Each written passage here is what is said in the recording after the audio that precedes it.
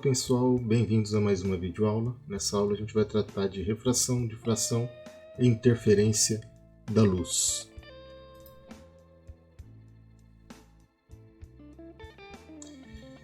Bem, a gente já viu algum desses fenômenos quando a gente estava falando de ondas sonoras. A gente falou que eles seriam bem similares para o caso da luz, já que a luz também tem um comportamento como uma onda, tá? E a gente vai iniciar justamente falando aí da refração, um pouquinho agora mais voltado para o conteúdo de luz. Tá? A refração da luz, então, é um fenômeno que consiste, da mesma maneira que consistia no caso de uma onda sonora, da mudança da velocidade de propagação da onda, nesse caso uma onda eletromagnética, quando ela passa de um meio para outro. Tá?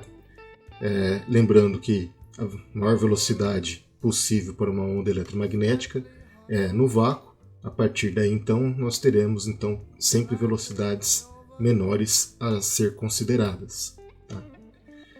Durante então a refração, a gente tem um comportamento muito específico no caso ali da luz. Tá? Então, toda vez que ocorrer a refração da luz, a gente vai ter uma alteração no comprimento de onda dessa luz, tá? De tal forma então que obrigatoriamente ali esse comprimento de onda ele vai ter que ser reduzido, tá? Mas uma das características importantes que a gente tem na refração é que a frequência da onda ela permanece constante, tá? Consequentemente, então, se a relação que a gente tem ali, que é a velocidade da onda, nesse caso tratando de uma onda eletromagnética, a gente vai utilizar então a velocidade da luz, que a gente representa ali pela letra C, tá? Ela é igual a lambda vezes F. Então, se a frequência aqui ela sempre permanece constante, a única coisa que a gente tem que alterar aqui é o comprimento de onda. Como eu disse, então, o comprimento de onda ele tende a reduzir à medida que ele muda de meio. Então, se ele sai do vácuo para qualquer outro tipo de meio, ele sofre uma alteração. Consequentemente, então, a velocidade da luz nesse meio, então, ele passa a ser menor.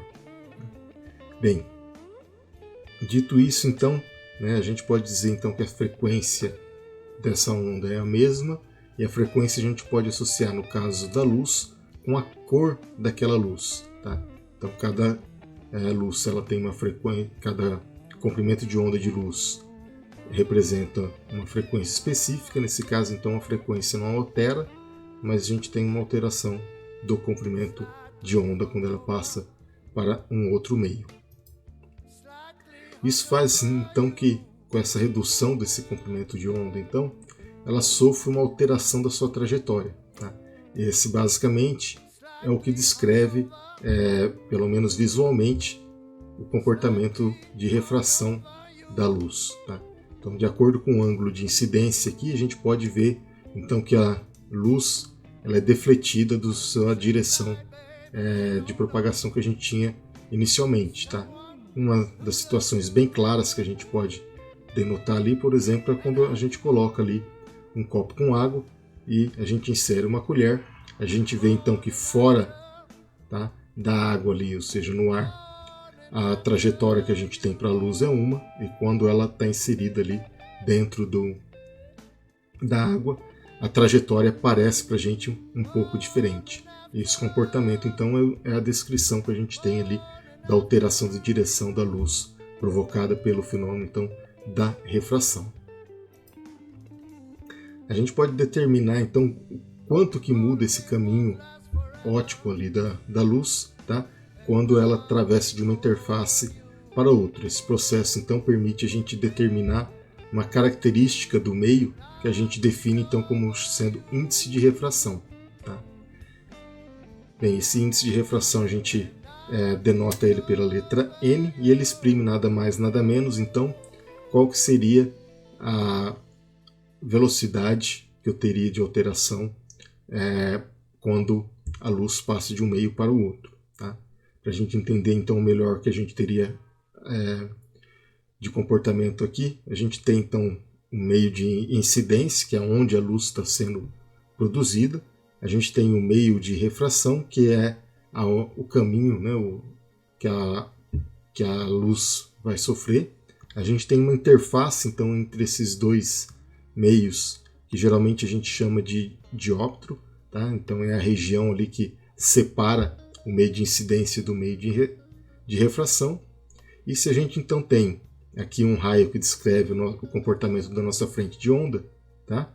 Ele penetrando com determinado ângulo, esse ângulo θ1 que ele faz aqui com uma normal, né, na interface entre esses dois meios, né, esse raio R1 aqui ele sofre uma deflexão, fazendo então com que ele se aproxime mais aqui com essa linha normal aqui que eu tenho aqui na minha interface, ou seja, no meu dióptro, tá? Fazendo então que ele comece então essa trajetória agora dentro do meio de refração com um ângulo θ2. Lembrando que para essa situação então a frequência que eu tenho aqui no meio de incidência, que eu estou chamando de F, vai ser a mesma frequência que eu tenho aqui no meio de refração. Como a gente disse anteriormente, essa frequência não se altera, mas a velocidade que eu tinha aqui, que eu estou chamando de V1, ela vai ser diferente da velocidade V2, assim como o comprimento de onda λ1 é diferente do comprimento de λ2 que eu tenho aqui no meu meio de refração. Tá? Esse índice de refração, então, que especifica para a gente o quanto que altera essa velocidade da luz quando ela passa de um meio para outro, tá? Ele então é exprimido pela razão entre a velocidade da luz no meio de incidência. Nesse caso, se eu considerar o meio de incidência aqui como o ar ou o vácuo, que tem velocidades de propagação da onda eletromagnética bem próximas, tá? Então eu estou chamando ele aqui de C, dividido por V, que vai ser a velocidade então, que eu tenho propagada aqui no meu meio de refração. Tá? Isso daqui então, como é a razão de duas velocidades, ele não vai ter unidade, então o índice de refração é um valor adimensional. Tá? Por questão então da definição que a gente teve aqui, como a velocidade da luz no vácuo aqui é a maior velocidade possível, tá? E quando tiver aqui no meio de refração qualquer diferente do vácuo aqui, essa velocidade vai ser menor, então o índice de refração pode ser no máximo 1 nessa condição. Tá? Mas se eu tiver qualquer outro tipo de mudança de um meio para o outro, tá? Esse índice de refração aqui pode assumir outros valores ali que não seja 1. Nesse caso, então, a gente chama isso daqui de índice de refração relativo, que ele vai depender dos meios que tiver envolvido ali a mudança de trajetória da luz. Bem, para a refração a gente pode definir basicamente duas leis. Tá? A primeira lei de refração é que tanto o raio que eu estou incidindo, esse raio 1, quanto o raio refratado, o raio 2, bem como essa linha tracejada aqui, que é a linha normal do dióptro aqui, ou seja, desse plano que separa, dessa linha que separa esses dois meios, tá? Eles estão contidos sempre no mesmo plano. Tá? O plano que a gente está levando em consideração, então, é o plano que está contido aqui na tela do monitor. Tá? Então, todos esses raios, né, e a reta normal, eles vão estar contidos aí sempre no mesmo plano. Então, essa daí é a primeira lei que a gente tem ali da refração. A segunda lei da refração, ela já permite a gente definir aí matematicamente a relação que a gente tem tanto entre velocidades quanto esses ângulos de incidência e o comprimento de onda.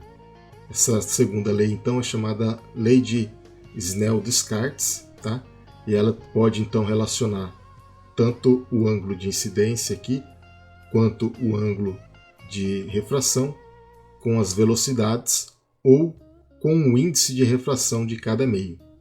A gente pode descrever então ela da seguinte maneira: o seno de θ1 do meio incidente dividido pelo seno de θ2 do meio de refração, ele vai ser igual à razão da velocidade do meio de incidência dividido pela velocidade do meio de refração, seja V1, V2. A gente sabe que tanto V1 quanto V2 a gente pode relacionar ele como comprimento de onda com a frequência. Então a velocidade V1 ela vai ser dada por lambda1 vezes f, e a velocidade V2 lambda2 vezes f. Como a frequência é a mesma, como a gente falou anteriormente, a frequência não muda de um meio para o outro, consequentemente então eu posso simplificar aqui, então eu tenho que lambda1 dividido por lambda2 é igual a V1 V2. Então essa relação entre essas duas razões de velocidade e comprimento de onda também pode ser descritas em funções das razões do índice de refração de cada um desses meios. Tá? Então eu tenho que a razão de V1 por V2, tá, é igual o índice de refração do meio 2 dividido pelo índice de refração do meio 1. Tá? Ou seja, o índice de refração do meio de refração dividido pelo índice de refração do meio de incidência. Tá? Relacionando então todas essas razões que a gente tem aqui, a gente pode chegar então numa forma mais completa da lei de Snell, seja qualquer que seja o parâmetro que a gente conheça. O ângulo de incidência, a velocidade de propagação, ou então o comprimento de onda da luz incidente. Nesse caso, então, a gente chega que a razão de seno de θ1 por seno de θ2, ela pode ser igual à razão de V1, V2, ou pode ser igual à razão de lambda1, lambda2, ou igual à razão do índice de refração N2 pelo índice de refração N1. Nesse caso, então, a gente consegue determinar ali qualquer que seja os parâmetros que a gente tenha disponíveis, né, uma dessas variáveis ali associadas. Tá bom? Bem, com isso, então, a gente consegue aí descrever todo o comportamento matemático para o caso de refração. Um outro fenômeno interessante que a gente pode descrever para a refração é o comportamento de diferentes tipos de frequência, né, de luz frente à penetração, então, e sofrer o efeito de refração para um outro meio. Tá? Ou seja, é a dependência do comportamento do deslocamento da luz em função dessa frequência da luz. Esse gera um efeito, então, que é muito peculiar, por exemplo, quando a gente está trabalhando com um material que a gente conhece como prisma. Tá? Esse prisma nada mais é do que um pedaço de vidro aqui com um determinado geometria, nesse caso aqui uma forma trapezoidal, triangular, né? E eu posso então incidir aqui uma luz branca, que na verdade a luz branca é uma composição de diferentes comprimentos de onda, tá? Ou seja, diferentes cores. Tá? Então essa luz branca que vem do meio de incidência aqui, ao penetrar aqui por dentro do nosso prisma, tá? Ele sofre então um processo de refração, tá? E o feixe refratado de luz agora ele se divide, já que cada comprimento de onda que compõe a luz branca aqui, ele tem uma velocidade de propagação diferente dentro desse meio. E ao então ele sair, ou seja, ao ele emergir então do nosso prisma, tá? A gente vai observar então que as cores elas vão estar separadas, já que cada uma dessas cores aqui ela vai ter uma refração distinta, ou seja, um caminho percorrido diferente uma da outra. E com isso então a gente acaba então separando ali os comprimentos de ondas que compõem a luz branca e a gente enxerga então um visual aí muito bonito, tá? Que a gente define aí como a separação de cores para um arco-íris. Tá? Uma coisa que a gente deve ressaltar aqui é que quanto maior for esse comprimento de onda, tá? Mais distante, ou seja, maior vai ser o desvio em relação ao normal da incidência. Por isso, então, a gente vai começar sempre ali com uma luz vermelha, né, que é o que apresenta o maior comprimento de onda, tá? E o menor comprimento de onda, então, ele vai estar mais próximo ali da nossa normal. Nesse caso, então, a luz violeta, né, o azul ou violeta, e vão estar mais próximos aí da normal, sofrendo então um desvio de caminho, né, se aproximando mais da normal, enquanto as luzes mais próximas do vermelho vão se afastando da normal.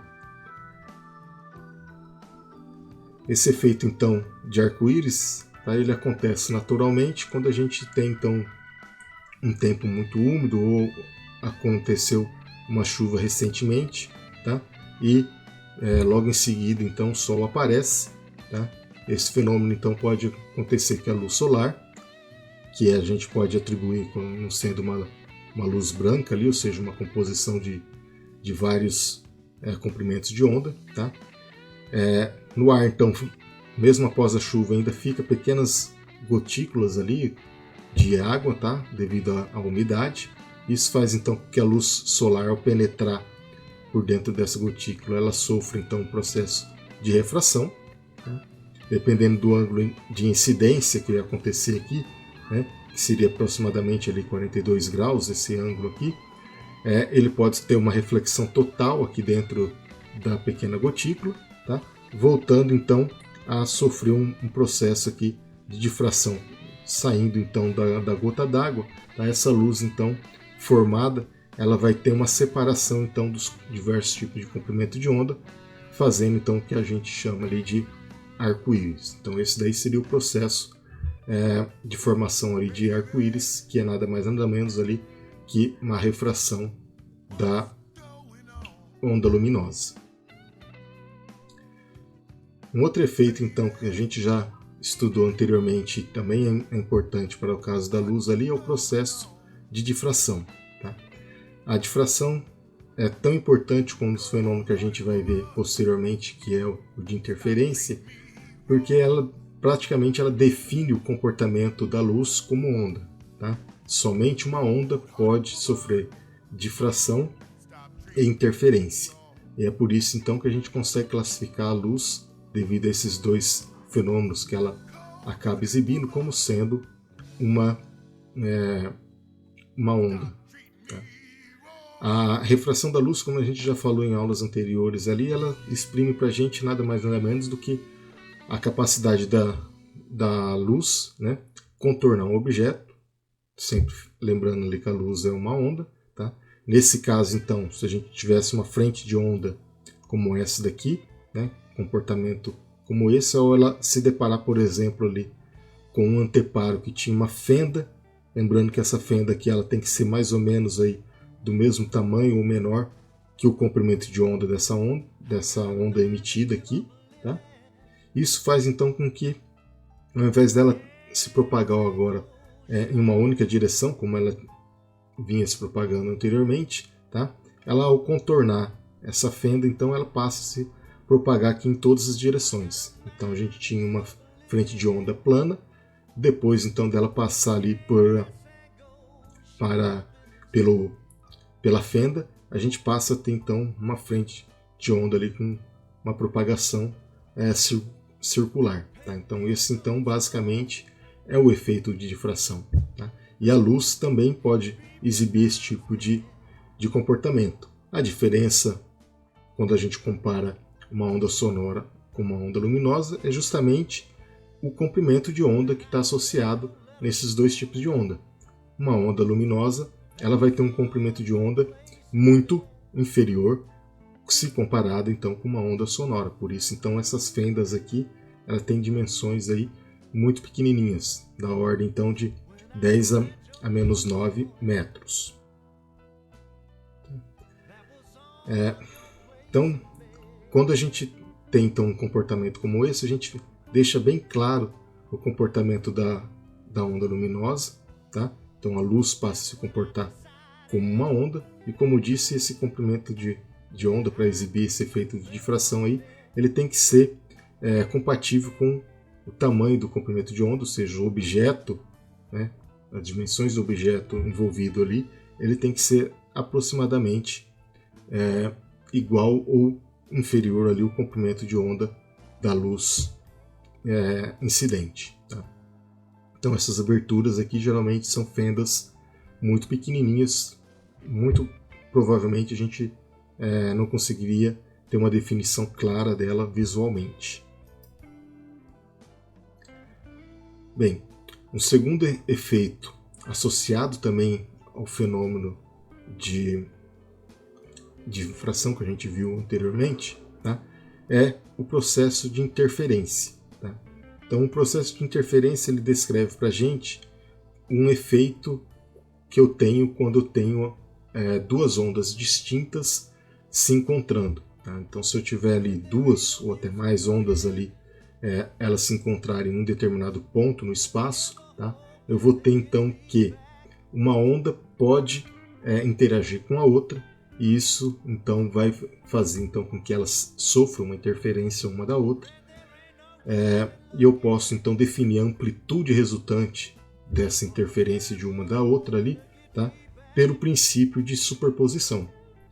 Então basicamente ali eu posso definir dois tipos de comportamento bem distinto para essa interação aí dessas duas ou mais ondas. Tá? A primeira é o que a gente chama de interferência construtiva, tá? Assumindo que eu tenho então duas ondas sonoras, duas ondas luminosas.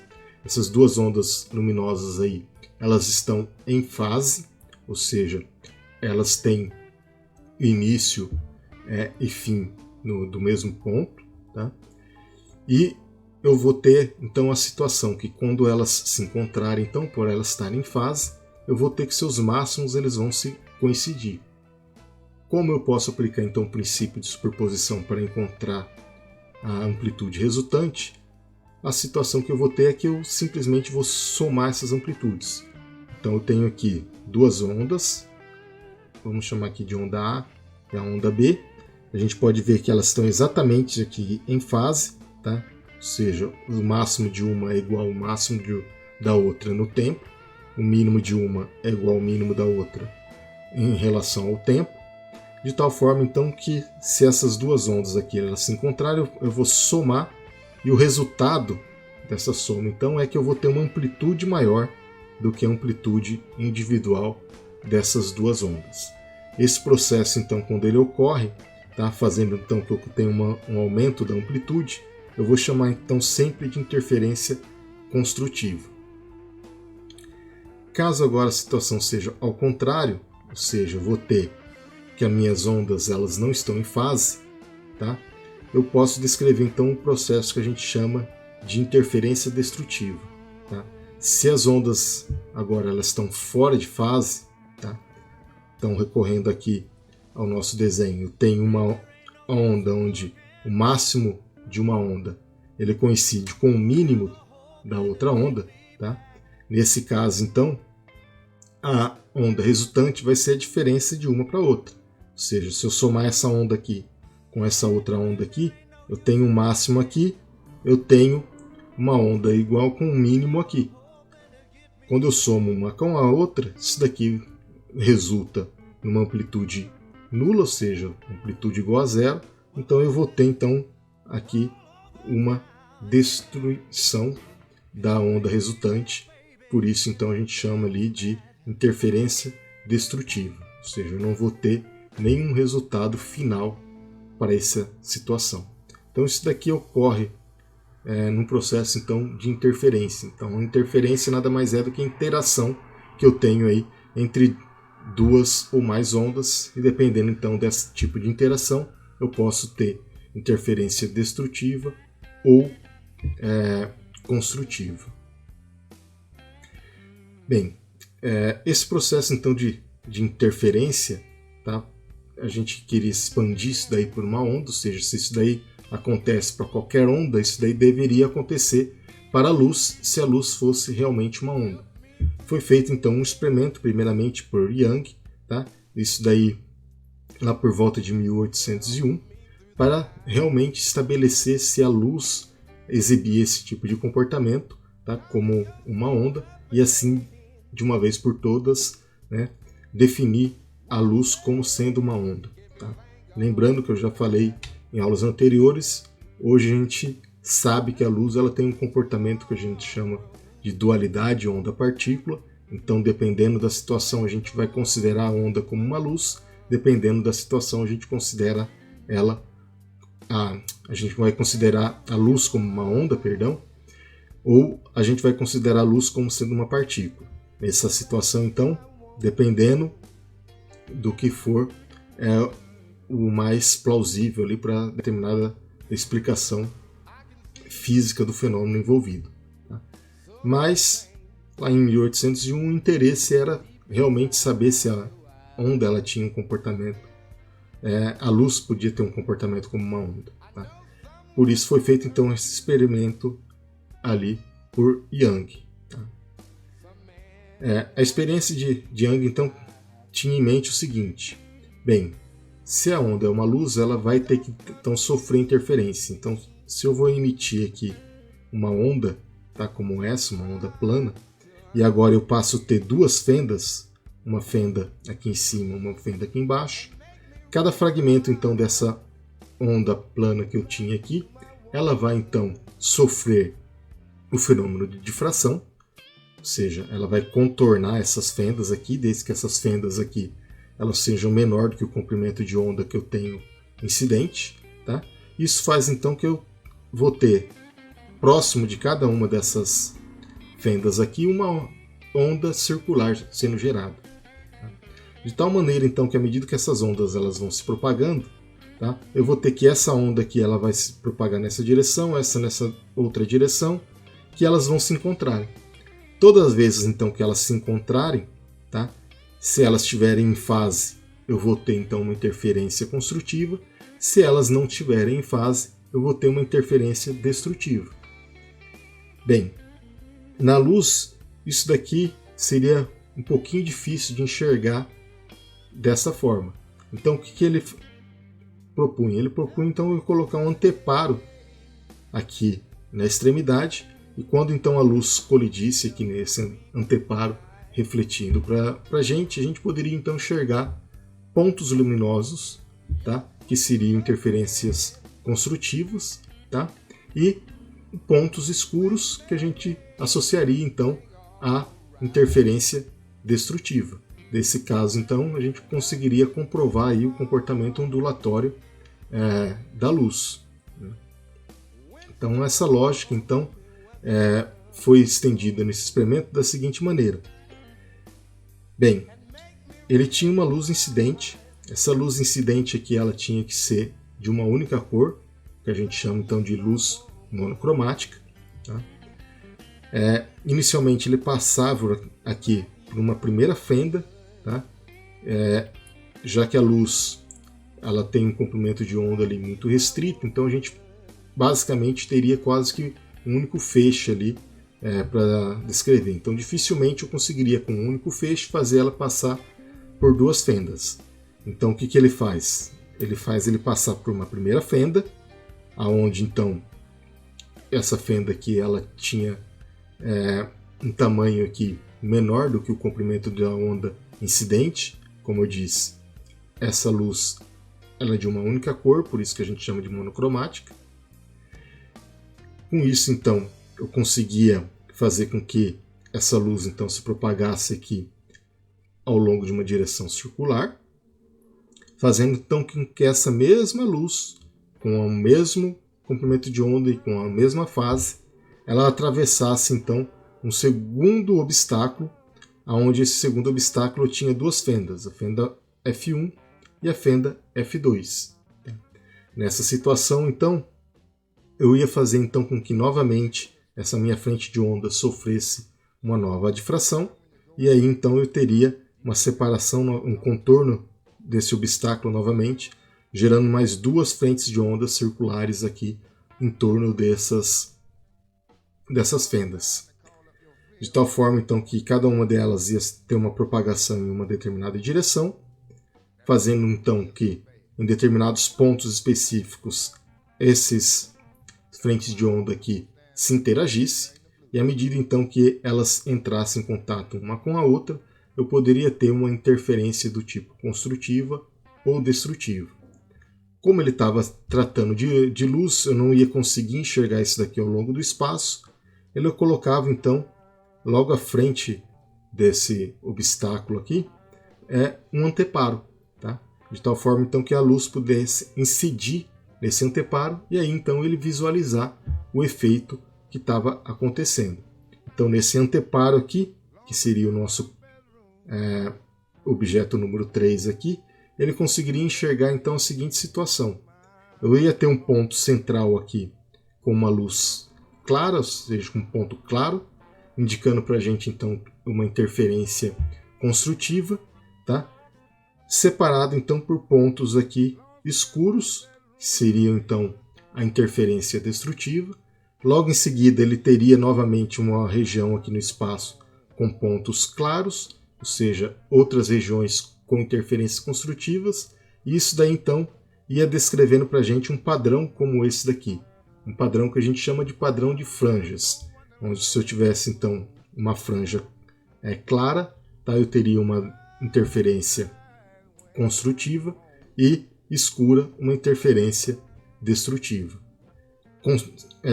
Associando esse padrão de luz aqui com uma onda, tá, a gente teria então interferência construtiva onde tem uma luz clara, tá? Então todas essas partes aqui a gente vê aqui que eu teria um ponto de máximo, que ele vai diminuindo aqui à medida que ele vai se deslocando nesse anteparo, tá? Como é de se esperar, essa onda vai se dissipando com o tempo.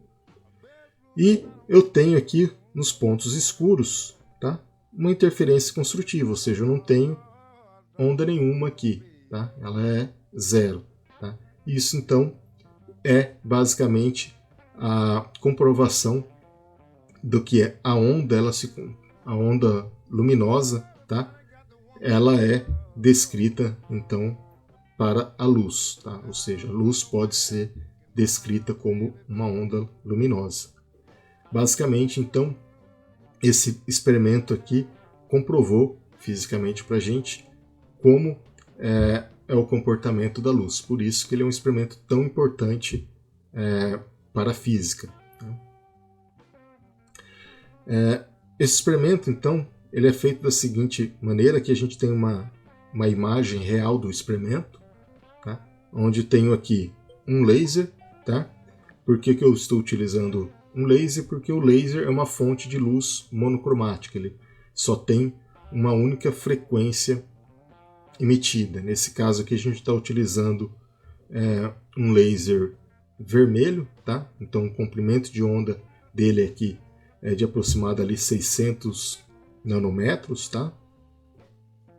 Eu vou ter então o primeiro objeto aqui que divide o meu feixe. Nesse esquema aqui, esse daqui seria a nossa primeira fenda. Então o meu feixe de luz aqui, tá? Ele incide nesse primeiro anteparo. Eu tenho uma pequena fenda aqui, ele se divide.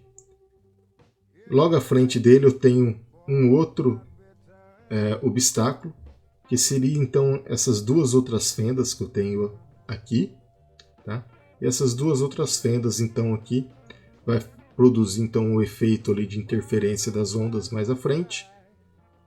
Lá no finalzinho eu tenho o meu anteparo, e a gente pode então ver no anteparo ali os pontos mais claros de luz, tá? E a ausência de luz em volta deles. Então os pontos claros seriam as interferências construtivas e os pontos escuros as interferências destrutivas. Tá? À medida então que a onda vai se propagando, a gente vê aqui que esses feixes de luz vão se propagando aqui para a lateral, tá? Indicando então a ocorrência ali dessa interferência ali em diferentes posições no espaço. Tá? À medida então que ela vai se propagando, essas interferências vão logicamente ele sendo de amplitude cada vez menores, por isso a intensidade luminosa vai caindo aqui à medida que ela se distancia. Tá?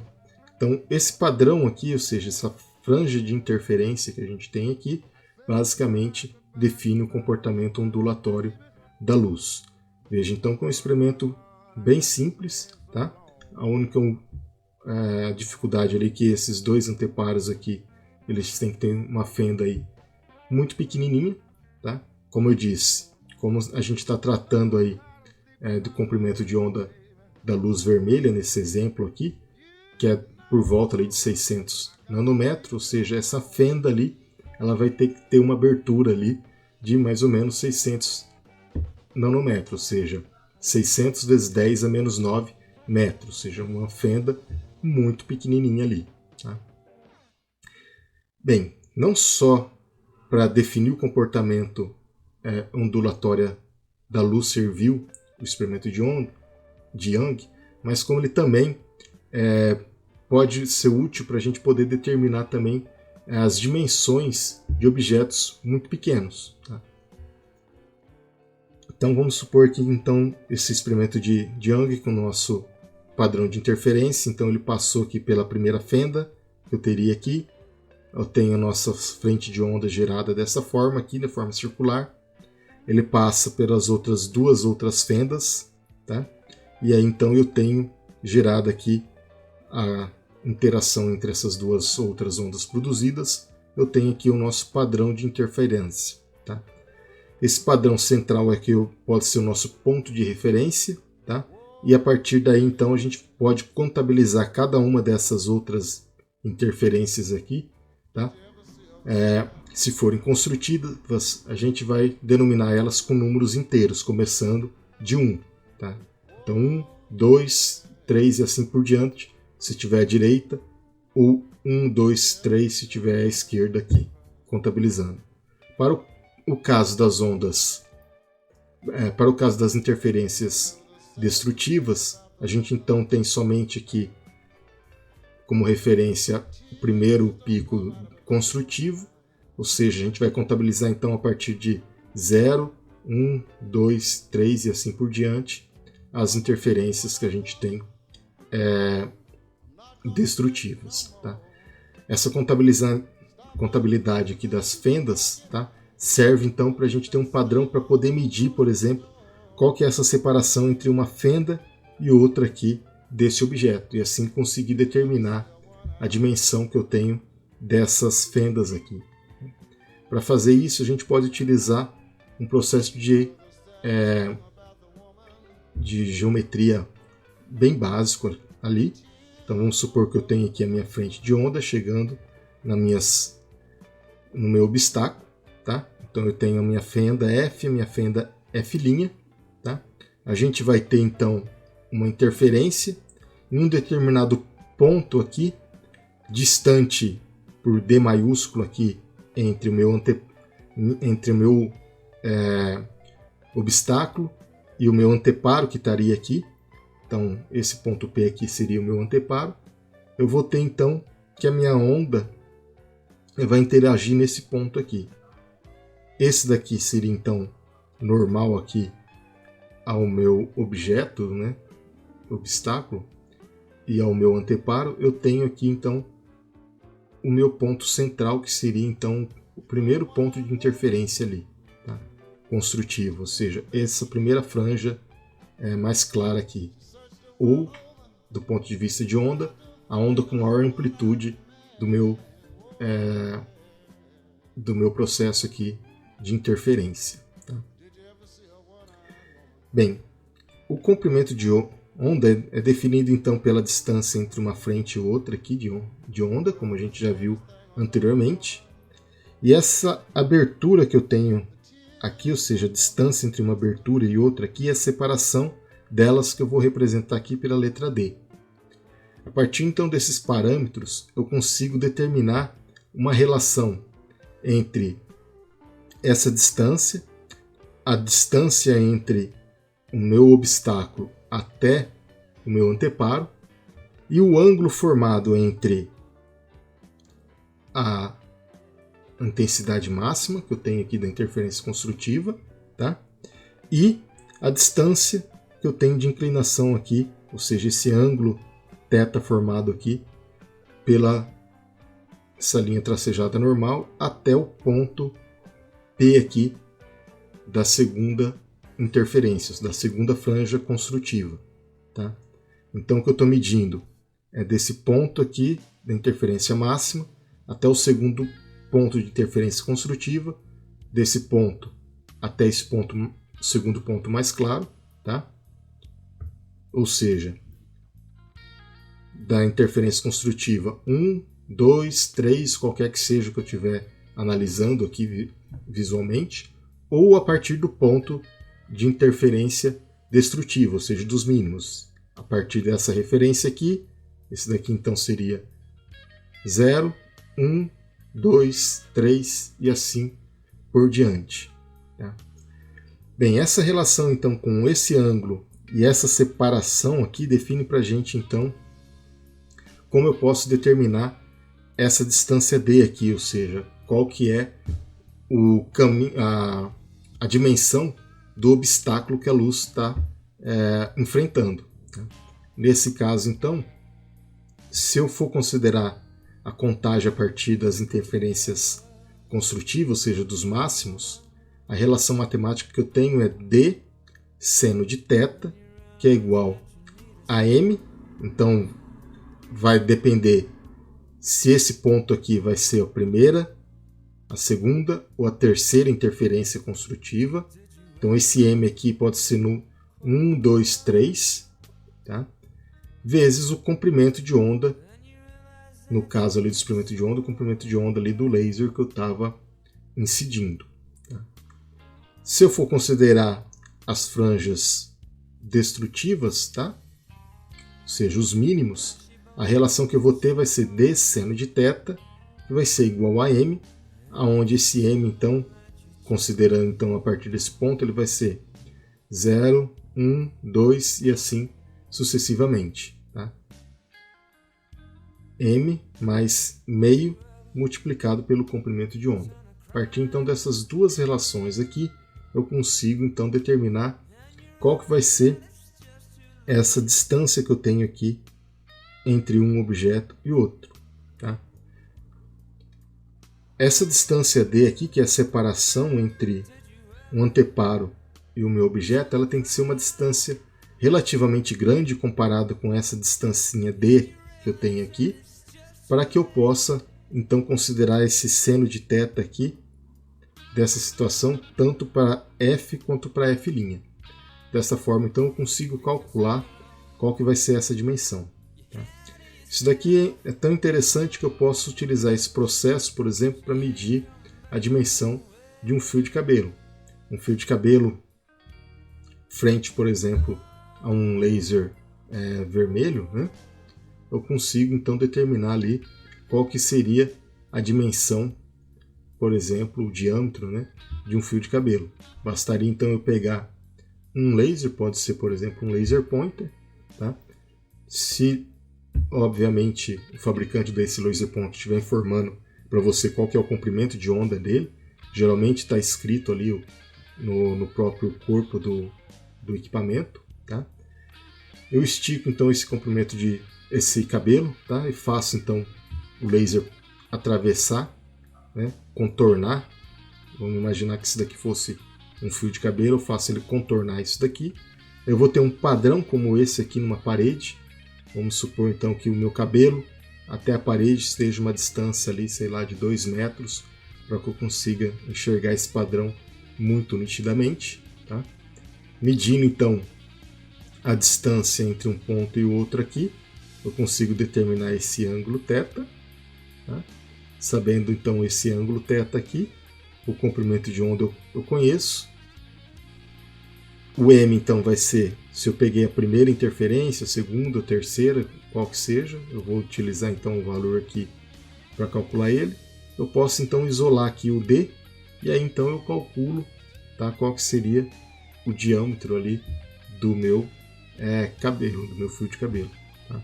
Com esse processo aqui a gente consegue facilmente ali determinar qual que seria então o diâmetro aí do cabelo. Então, um experimento aí e bem simples, com coisas aí bem comuns da gente encontrar hoje em dia aí, tá? A gente consegue determinar aí com uma relativa precisão o diâmetro de um fio de cabelo. Tá? Para processos aí um pouquinho mais sofisticados, a gente consegue determinar com bastante precisão aí dimensões aí de objetos extremamente pequenos, utilizando aí o fenômeno de interferência. Tá? Por isso então que o experimento de Young é um experimento bastante importante na física, não só por definir o comportamento ondulatório da luz, mas como também ele tem uma série de aplicações quando a gente quer fazer medições aí muito pequenininhas. Tá? Esse processo aqui a gente pode se estender não só para a luz, tá? Mas como qualquer outro tipo de objeto, por exemplo, muito pequenininho, ele pode sofrer o fenômeno então de difração e ocorrer também o processo de interferência. Por exemplo, quando a gente está falando ali de elétrons, tá? Que tem dimensões aí muito pequenas, tá?